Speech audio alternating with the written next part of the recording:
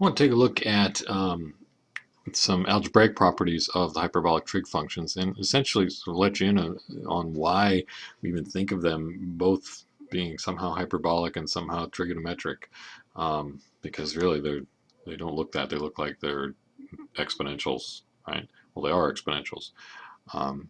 So first of all, let's look at this. I want to take the hyperbolic sine and square that function, right? So I'm going to take this thing, e to the x minus e to the minus x over 2, and square that. So the denominator is 4, and the numerator I've got to FOIL it out here. So I've got an e to the x times e to the x. That would be e to the 2x. And then the outside times the inside would be an e to the x times e to the minus x. So I'm going to have two of those. Minus 2 times e to the x times e to the minus x. And then I've got plus e to the minus 2x. Right? But notice here that e to the x times e to the minus x is 1. So this looks like e to the x minus 2 times, e to the 2x, e to the 2x minus 2 plus e to the minus 2x, the whole thing over 4.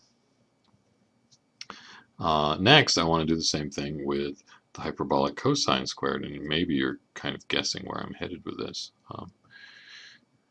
Maybe you're right, maybe you're wrong. We'll see. So I'm going to take that and square it. Well, again, the denominator is going to be 4. And then I've got an e to the 2x minus 2 e to the x, e to the minus x, and then plus e to the, oops, this is cosine, this is a plus sign in here. So that's a plus sign right there, sorry. Yes, that's a plus, plus e to the minus 2x.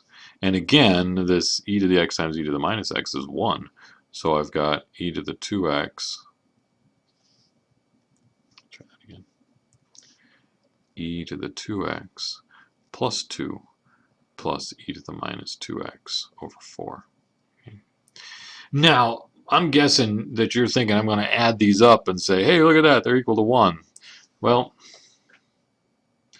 unfortunately, that's not the case. I had them up, they don't equal 1. But if I subtract them, if I look at cos squared here, cos squared x minus sinh squared x, that's equal to this one minus that one. So e to the 2x plus 2 plus e to the minus 2x over 4 minus that one, so e to the 2x minus 2 plus e to the negative 2x over 4. Then what happens here? There's an e to the 2x over 4 and a minus e to the 2x over 4. They go away. There's an e to the minus 2x over 4 and a minus e to the minus 2x over 4. They go away. What's left is a 2 over 4 here and a plus 2 over 4 there for a grand total of 1. So for regular trig functions, cosine squared x plus sine squared x is equal to 1. For hyperbolic trig functions, cosine squared cos squared x minus sinh squared x is 1. Cos squared x minus sinh squared x equals 1. It's a similar relationship to the regular trig functions, but it's a minus sign in between instead of a plus sign in between. And actually, this is where the hyperbolicness comes in. If you think about the unit circle from your trig, right, that you have this circle, radius 1, angle theta here, you got an x and a y coordinate. Well, certainly the equation of the circle is x squared plus y squared equals 1, and the x was the cosine of theta, so cosine squared theta plus the y coordinate squared here, sine squared theta is equal to 1. Right? That's the standard thing. But if you take a look at, instead of x squared plus y squared, look at the graph of x squared minus y squared equals 1, and what you find is you've got an hyperbola. And so the relationship now, which kind of instead of cosine squared plus sine squared theta, if you think of cos squared theta minus sinh squared theta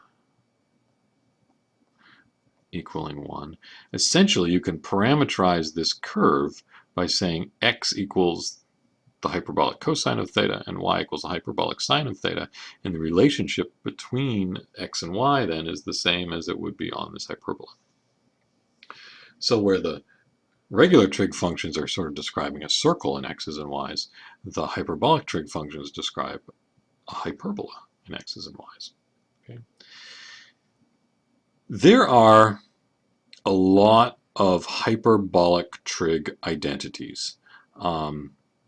They look very similar to the regular trig identities, except that there's, little differences in whether there's a plus or a minus sign.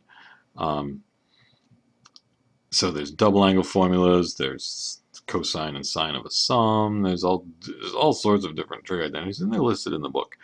I'm not really concerned with the hyperbolic trig identities.